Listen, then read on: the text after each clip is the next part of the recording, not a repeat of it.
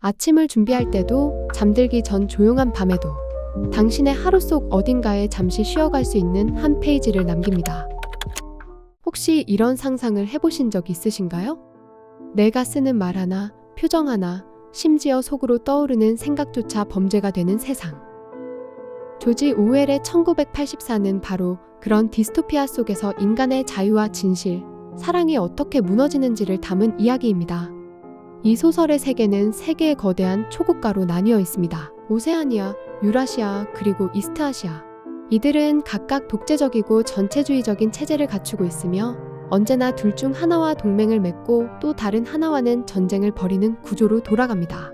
그런데 이상하리만치 이 전쟁은 절대 끝나지 않습니다. 승자도 패자도 없고 종전선언도 없죠. 오늘의 적이 내일의 동맹이 되기도 하고 역사 기록도 그에 맞춰 조작됩니다. 왜일까요? 이러한 세 국가 중 주인공 윈스턴 스미스가 살아가는 곳은 바로 오세아니아입니다. 그 중심지인 에어스트립 1, 바로 옛 런던이죠. 그리고 그곳을 철저하게 지배하고 있는 존재, 그게 바로 빅브라더입니다. 윈스턴이 사는 세상은 단 한 명의 지도자 빅브라더가 절대 권력을 휘두르는 전체주의 사회입니다. 하지만 빅브라더라는 존재가 실제하는지 만들어낸 존재인지는 아무도 알 수가 없었죠. 실질적인 권력은 당에게 있습니다. 이 당은 이 사회를 세 가지 고정된 계층으로 나눕니다. 바로 지배층, 중간층, 그리고 프롤이라 불리는 노동자 계층입니다. 지배층은 전체 인구의 약 2%를 차지합니다. 모든 권력을 독점하고 체제의 설계자이자 감시자 역할을 하죠. 빅브라더를 앞세운 당의 중심이며 실제로는 진실 조작, 감시, 전쟁 유지 등 모든 국가 기능을 통제합니다. 중간층은 약 13%를 차지하며 주인공 윈스턴도 이 계층에 속합니다. 지배층의 명령을 수행하는 기술적, 행정적 계층이죠. 가장 강하게 감시당하는 계층이기도 한데요. 이는 중간층이 가진 상승 욕망이 체제에 가장 큰 위협이 되기 때문입니다. 프롤은 전체 인구의 85%에 해당하는 계층입니다. 감시도 거의 받지 않고 교육도 제한적으로만 이루어지며 오락, 섹스, 도박, 저급한 소설 같은 것으로 정신이 마비되어 있습니다. 당은 이들을 이렇게 규정하죠. 프롤은 인간이 아니다. 그들은 단지 동물일 뿐이다. 이 계층 사회는 의도적으로 고착된 구조입니다. 지배층은 자신의 권력을 유지하기 위해 중간층을 감시하고 억압하고 프롤을 무지와 무관심 속에 방치함으로써 반란의 가능성 자체를 지워버립니다. 이것은 권력을 유지하기 위한 심리적, 문화적, 언어적 장치로서 전체주의가 어떻게 영원히 반복되는지를 보여주는 메커니즘이죠. 감시를 당하는 중간층의 모든 집 안에는 텔레스크린이라는 스크린이 설치되어 있습니다. TV처럼 보이지만 이건 단지 보는 기계가 아니라 동시에 감시하는 도구이죠. 당신이 하는 말, 행동, 표정, 심지어 인상을 찌푸리는 그 미세한 움직임까지 감지됩니다. 윈스턴은 중간층 소속으로 진리부에서 일합니다. 여기서는 진실을 다루는 부서라는 이름과는 반대로 이곳에서는 거짓을 만들어냅니다. 과거의 기록을 조작하고 신문을 수정하고 역사 자체를 당이 입맛에 맞게 바꾸는 일을 하죠. 그러던 어느 날 윈스턴은 도시 외곽의 뒷골목을 거닐다가 낡은 골동품 가게 하나를 발견합니다. 그곳은 오래전 과거의 흔적이 남아있는 공간으로 현대 오세아니아의 철저한 통제에서는 벗어난 듯한 분위기를 풍기고 있었죠. 가게 안에는 빛바랜 그림, 깨진 시계 같은 지금은 사용하지 않는 과거의 물건들이 조용히 놓여 있었습니다. 그리고 그는 그 한쪽 구석에서 누렇게 바랜 단단한 표지의 빈 공책 한 권을 발견합니다.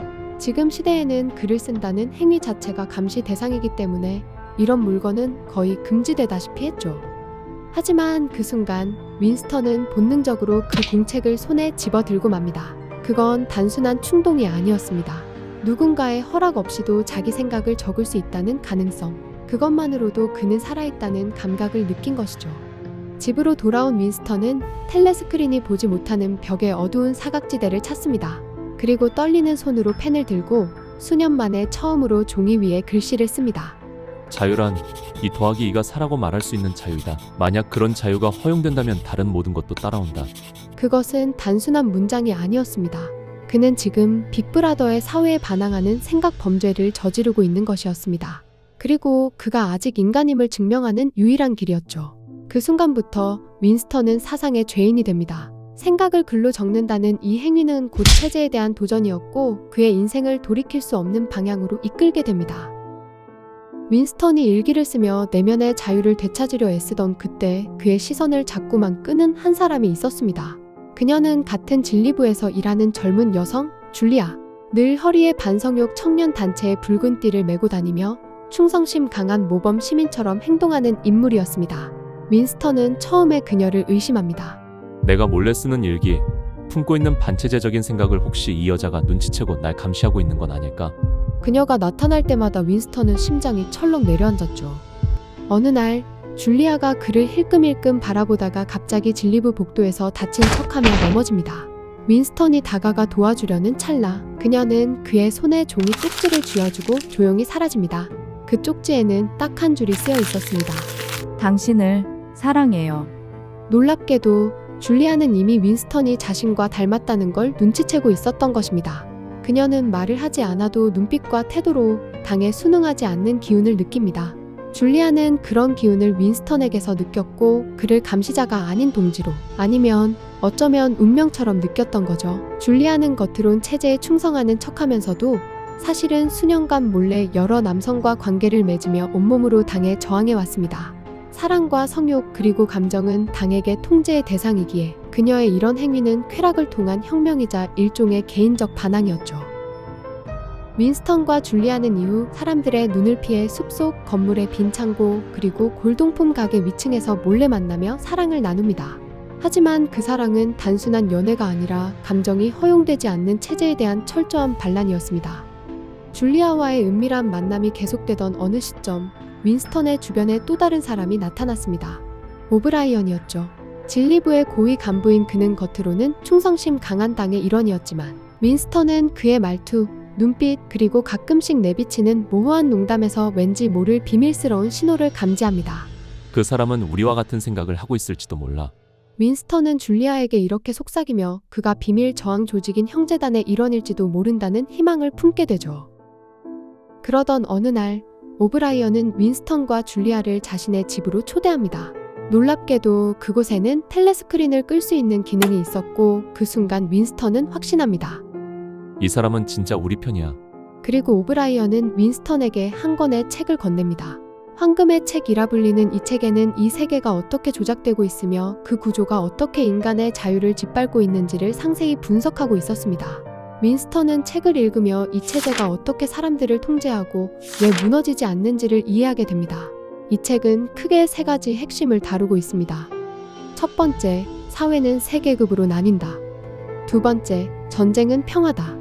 세계의 초강대국, 오세아니아, 유라시아, 이스트아시아의 끊임없는 전쟁, 그리고 그 목적은 단 하나였죠. 권력을 유지하는 것. 국가가 끊임없이 전쟁을 벌이면 국민의 주의를 외부의 적으로 돌릴 수 있고 자원을 고갈시켜 경제적 평등을 강제로 유지할 수 있으며 내부 불만을 무기력하게 만들 수 있기 때문이죠. 이 세상에서 전쟁은 곧 통제입니다.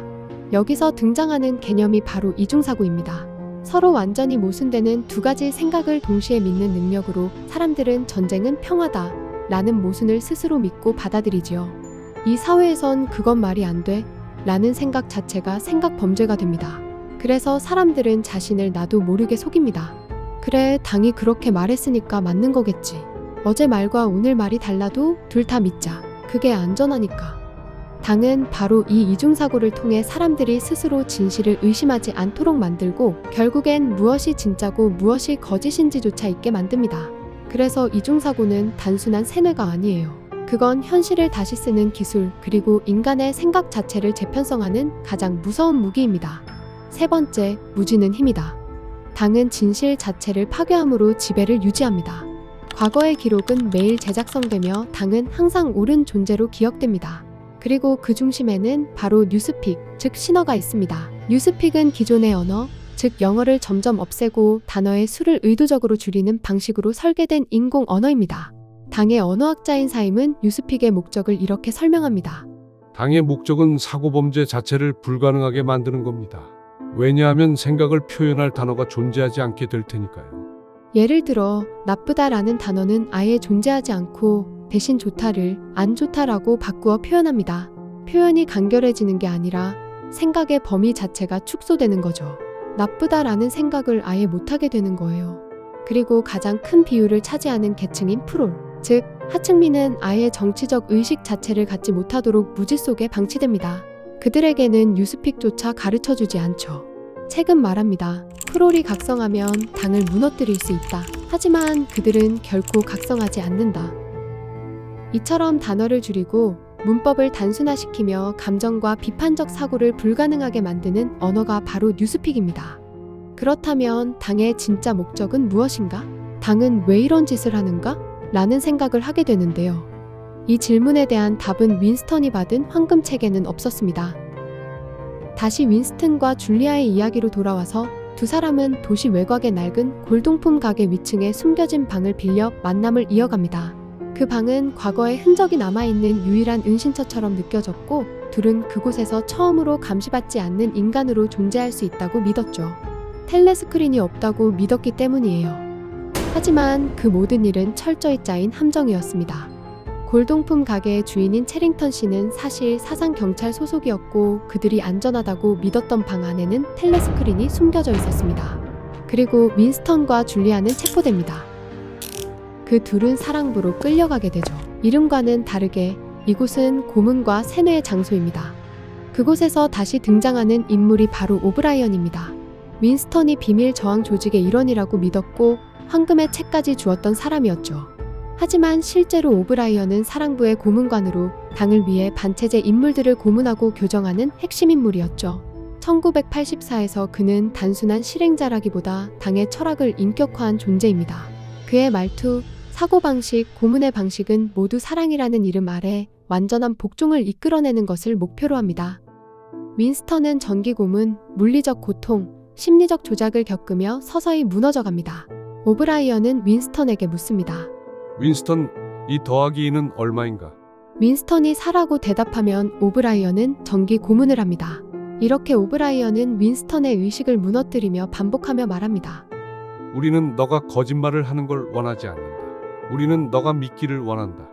당의 궁극적인 목적은 단순히 사람을 조종하는 것이 아니라 사실 그 자체를 재정의할 수 있을 만큼의 지배를 갖는 것입니다.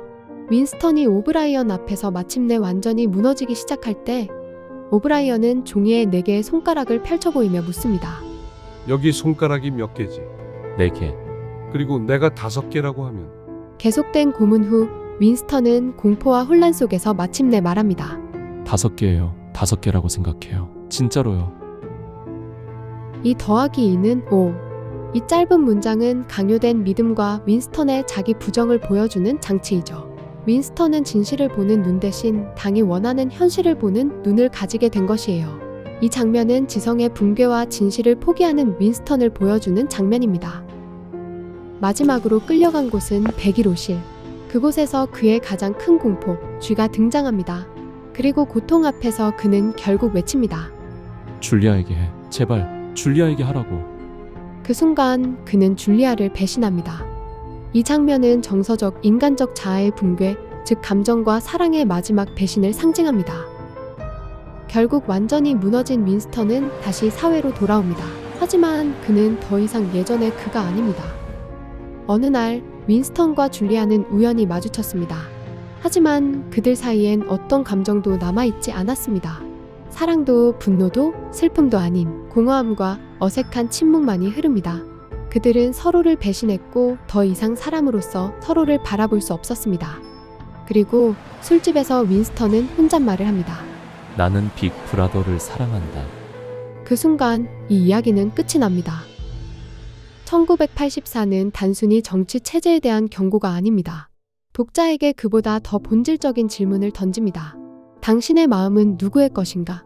우리는 스스로 생각하고 사랑하고 진실을 말할 수 있는가? 그리고 무엇보다 이 더하기 2는 4라고 말할 수 있는 용기를 지킬 수 있을까?